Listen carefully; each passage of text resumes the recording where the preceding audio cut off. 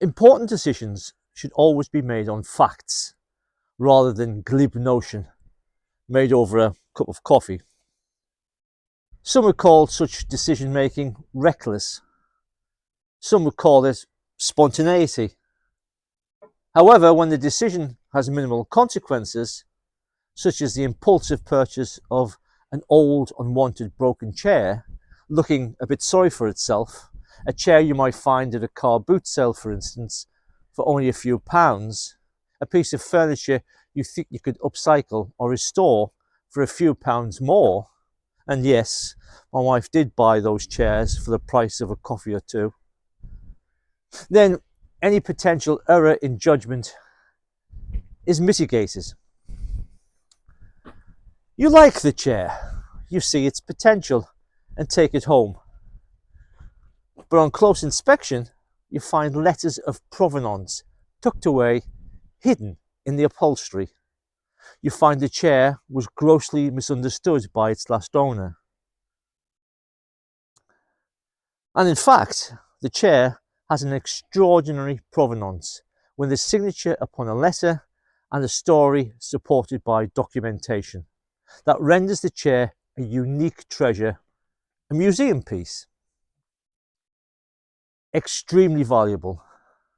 Thus the chair requires proper care and attention, and many, many pounds to refurbish. Your purchase needs to find a new keeper, one who can appreciate the piece for its rarity rather than what it was bought for. One who is prepared to bear the cost of its restoration, upkeep, security, and display. You may even consider returning the chair to its original keeper so they do not lose out on what they had simply because they were ignorant to its true value. However, the chair can only meet its true value, even with its provenance in your hot little hands, if you can get an expert to authenticate it. But what if the experts have built their reputations on the fact that this chair does not exist? Do you think they will authenticate it? Do you think they will risk damaging their own reputations to safeguard your discovery? In the last video, I discussed our conflict with the Scottish Government's heritage agency, Historic Environment Scotland, over recognition of the bell's origins found here at Holywood Church. The agency's avoidant behaviour suggests it does not doubt the discovery, it simply does not want to be the institutional body to authenticate it. So, the agency embarked on a campaign, rejecting its own mission and purpose to better understand Scottish history, all to avoid its involvement with the find. Historic Environment Scotland is not alone in this ridiculous act of denial and misbehaviour. The agency's conduct is simply an illustration of a heritage and history sector that, when put under the magnifying glass, shows it exists more to sustain itself, acceding to the recognised problem of academic bias, rather than sustaining heritage within an environment of meaningful public inclusion and an objective understanding of history. We are sure of our interpretation and our findings. We have restored the original 18th century understanding of the Holywood site and its bells. We have found the only significant provenance Knights Templar artifacts in the world. But we still need to validate our conclusions with those that can authoritatively authenticate our discovery. We need the endorsement of those the history and heritage establishment trust. That is, academics and experts with a recognised eminence in their particular field. Without third-party authentication, we can neither ensure the bells an important immediate consideration, nor hope to transfer the church and the bells to an appropriate new keeper. With third-party guarantees of what the bells actually are and what the site originally was, rather than what the misrepresentative academic record states. formed by incorrect and superficial Victorian theory. Our antiquities and insurance experts advised, regardless of our compelling evidence and proven provenance, third-party expert validation is what the market and museums require. And, as it was likely to us at the time, the bells would end up in a museum collection, another Scottish church, or Holywood Church itself as a purpose museum, authentication was essential. The situation, however, was there were no recognised experts to authenticate our discovery. The study of the Holywood bells had taken us into subjects with very little focused, published scholarly work. There were only general practitioners with knowledge of the wider subject, but certainly not of the foundation of Scotland's Templar Order. And bell experts who could only confirm broad dating parameters of the bells could not confirm the bell's provenance. Regardless, in 2021, we only expected institutional and academic support to help us authenticate the bells, because our evidence was so compelling, irrefutable, verifiable, and what we found was monumental in regard to medieval history presenting unique Knights Templar artifact. A discovery worth a fortune in monetary terms and priceless in regard to filling a missing gap in Scottish medieval and Templar history. Whereas there were no experts, there were medieval history-focused academics aplenty, who could read historical inquiry and test the veracity of the conclusion through critical analysis of the evidence presented and understanding of the methodology we had employed. In short, there was nothing stopping anyone with even a relatively modest understanding of European medieval history from reaching a conclusion from our report, particularly as those without a grounding in medieval history had already confirmed we had presented evidence that spoke for itself.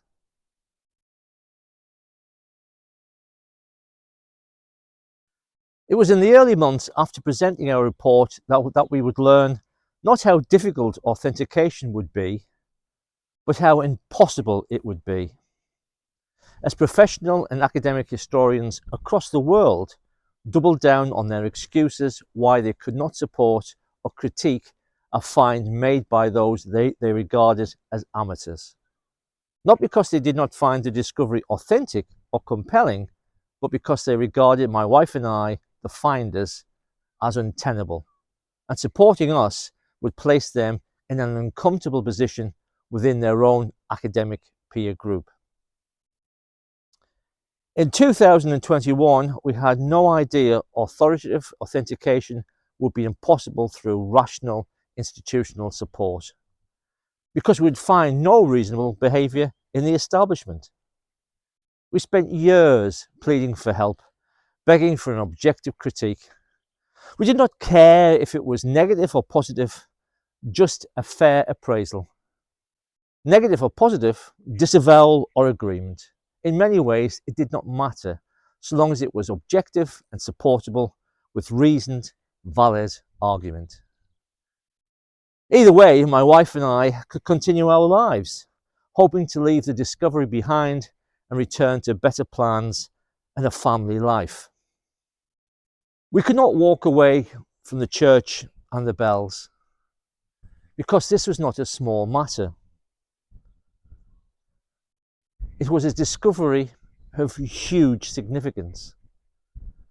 And unless our work was dismantled with evidence rather than explicit falsehood and unsupportable opinion, we could not desist. The history we had uncovered was too important. And without acceptance of our discovery, Holywood Church and its bells would be left to rot, to ruin, to arson, whichever came first. We talked to several international art lawyers about the problems we were having with authentication. And they were sympathetic having dealt with many cases of owners of provenance art having to circumvent denial by approved expert panels, not because the art wasn't genuine, but because the panel took an entirely subjective view. But the artifacts we were dealing with were not pieces of art, painting, sculpture, perhaps only important to collectors, but history important to the nation, because it informed a missing part of a nation's history. This was not an issue for the closed and rather elitist world of art and antiquity, but an issue of national and international historical interest. The lawyers cited heads of claim, judicial remedy to help us achieve authentication.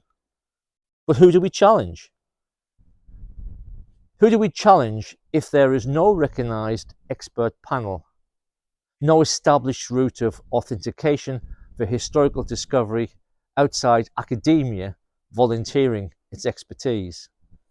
In the knowledge, biased academic opinion will be a given. And there can be no legal action against opinion unless it is recognised as professional, paid advice. The art lawyers considered our evidence and our case and found them compelling, and so drafted in legal expertise in heritage planning to see if a challenge could be made against the accuracy of the property listing and its origin maintained by Historic Environment Scotland.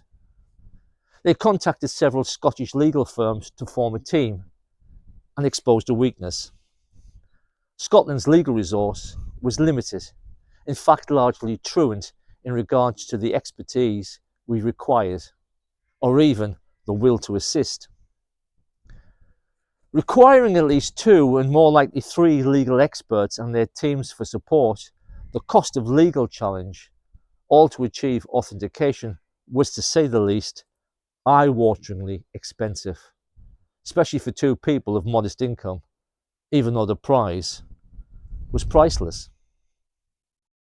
So with legal action, a remedy we could not afford without significant financial support, we continue to pursue both UK and international academics and institutions to help us. To either help us through objective authentication or objective disavowal. We pleaded for help and failed. Dozens of approaches became hundreds of approaches. So we tried to circumvent the wall of academic prejudice placed before us by contacting those with a much, much louder voice than our own. Those with influence, who we hoped would see the importance of our discovery and recognise the prejudice we were experiencing. We hoped they would intercede on our behalf to help us with authentication, to persuade those in academia to come out of the shadows and do the right thing, because someone of distinction and influence had asked them to do so. But our trawl through royalty, distinguished journalists, popular historians, notable authors, senior politicians, and those highly regarded in the arts, and many, many more, asking for help, was either ignored or received simply a sympathetic reply, but no intercession. Our most recent trawl includes revisiting 37 UK universities offering postgraduate studies in medieval history, and a repeat approach to the Society of Antiquaries of Scotland, only to be deliberately snubbed by them all. It is clear we will not be able to obtain third-party authoritative authentication through traditional means, through academia, if such a route to authentication does actually exist, which I doubt. Because if there was a robust route for the amateur historian to have their research and work authenticated, there would be a great deal more fluid audit and more news of new discovery, because amateur historians exist in far greater numbers than academic historians, many with the necessary skill sets of critical thinking and analysis, with more opportunity to focus on specific material artifact and local history, the detail that often informs the bigger picture. Free from the constraints of academic peer pressure and academic dogma, or the influence of employer or institutional bias. Freeing up amateur contribution would result in a lot more discovery and proper reinterpretation of existing historical understanding of material artifact, currently informed by speculative, outdated Victorian narrative. Truth would be found with researched fact, replacing past superficial theory with academia as the amateur's mentor, encouraging public participation whilst authenticating and safeguarding standards of historical inquiry, strengthening the purpose and important role of the academic in the public's estimation. That would be regarded as a win-win scenario. But this is not the case. The gulf between the academic and the amateur is huge, and it has little to do with proficiency. There is no harmony, only conflict and derision and public exclusion, resulting in the public's distrust in the value of the academic in real-world terms. It is an opinion well known, an opinion my wife and I have tested and found absolutely true and universal. I can say this because there is very little new discovery not found in the ground. Very little published amateur challenge to the traditional Victorian-formed academic understanding and record. And when it does happen, it's rare. And only then if a university is through unavoidable circumstance involved with the amateur. The remains of a king, Richard III, were found under a Leicestershire car park led by the tireless efforts of an amateur historian, Philippa Langley. Although a find from under the ground, it is a notable example of an amateur challenging the existing academic narrative, because academia had declared Richard III's remains cast into a river, an event supported by Victorian narrative. The find, authenticated by archaeology and genetics, was endorsed by the University of Leicester, with a considerable degree of dissent from other academics from other universities and institutions. So, without Leicester's university's backing, it is questionable whether the find would have been authenticated. The only other case I could find of a discovery made by an amateur historian not taken from the ground, although the subject of the discovery was a find taken from the ground in the 18th century, was a Roman emperor found through challenge of a Victorian coin expert's opinion that a gold coin featuring Sponsian as a Roman emperor was a fake. The coin did not meet the expectation of ancient Roman coin manufacture, and Sponsian was thought fictitious. The coin was thus declared to be nothing more than a ridiculous invention. But an amateur historian saw a coin that had been in circulation for some time, and through investigation recognised signs of burial for hundreds of years.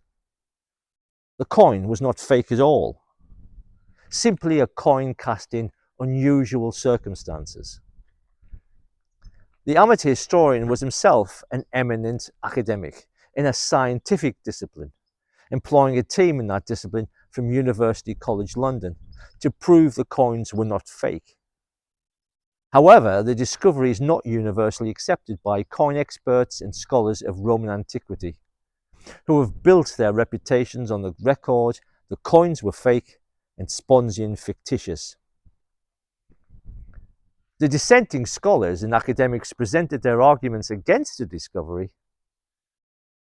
using opinion that was entirely subjective and improvable, pitting no real argument against scientific fact.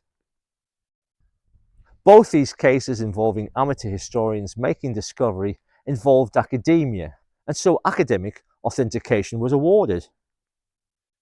I'm not aware of any discovery gaining authentication without academia being directly included in the discovery itself.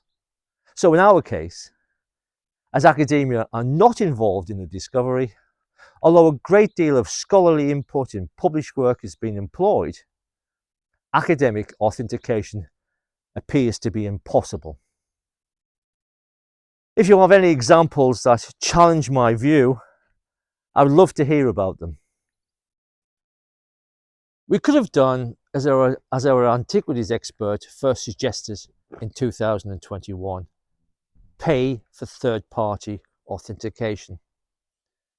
But if we did, without any recognised experts in the areas of our study, and with disagreement amongst history academics likely, and consensus amongst history academics never achievable, we could not be certain paying for authentication would provide universal acceptance.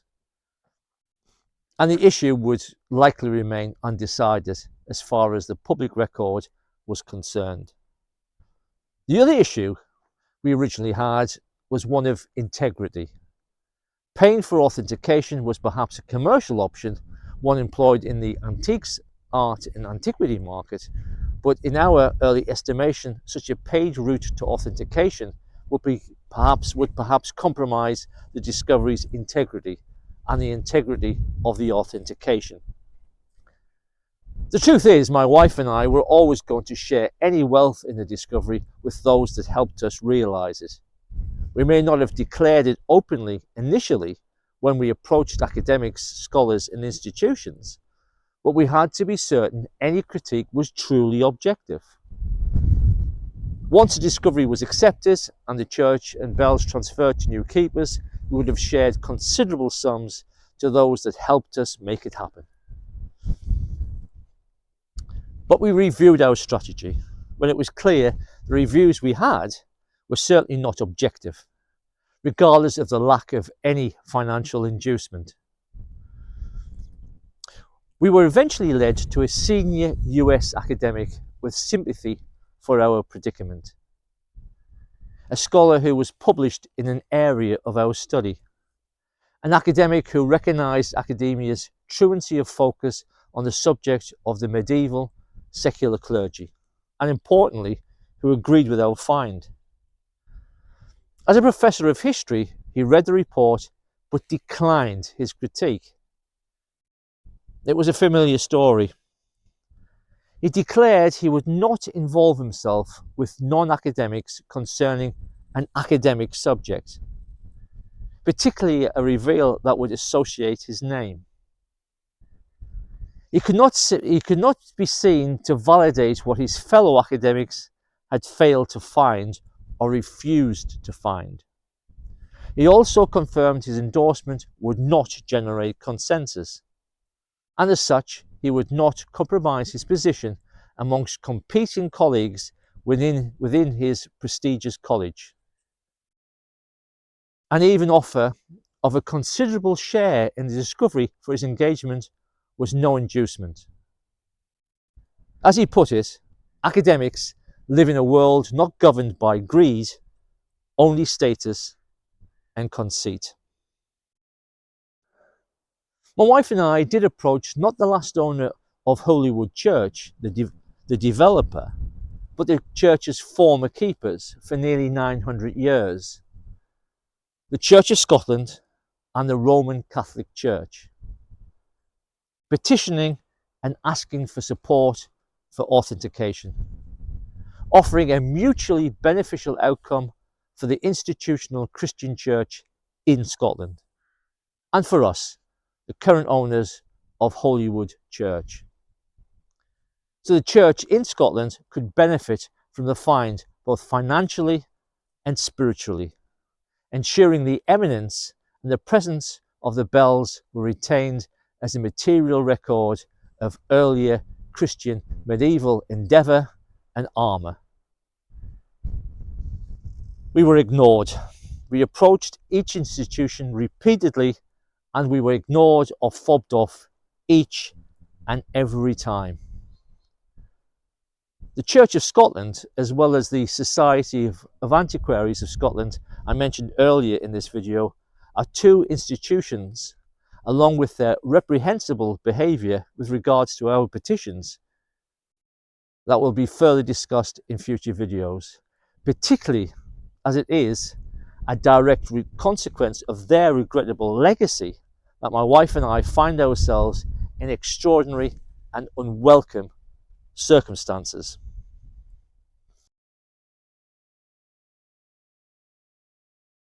If we had even the slightest doubt we had not revealed the Knights Templar origins of the bells and the Holywood site, the slightest doubt, we would have walked away from the church and bells and left the property to stand disused and derelict, a misbought building, a lesson learned, with little hope for the church's future. Another building in southwest Scotland assigned to decay, or as Historic Environment Scotland poetically phrases it, to naturalise within its setting. It sounds better than left to rot unmaintained and closed to public access. Let me be clear, even if I've repeated this again and again, no one, absolutely no one, including the most referred scholars, offer any evidence to discount our discovery. A discovery based on evidence, not fantasy, not opinion, nor speculation. A discovery refused institutional acceptance and authoritative authentication only because academia and the establishment will not authenticate it, and not because the discovery is not authentic. Read about the discovery and the establishment's reaction to it for yourself on our website.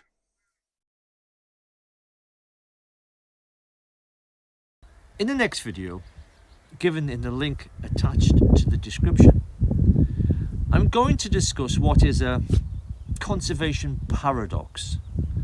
That despite good policies and laws existing to safeguard our heritage through sympathetic reuse, we are in the hands of those I can only describe as idiot administrators.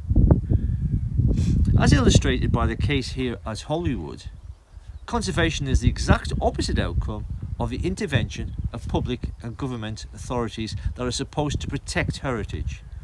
Worse still, they are seeking to punish my wife and I with fines and potential imprisonment because we are trying to ensure the site has a sustainable future in line with all published governmental policy. So Holywood Church does not join the acres of rotting heritage in Scotland, all because of a truancy of human acumen within the establishment, failing to either understand, adhere to, or enact the intent of that good policy, those good laws, and those sound procedures. A link to that video is also given in the description.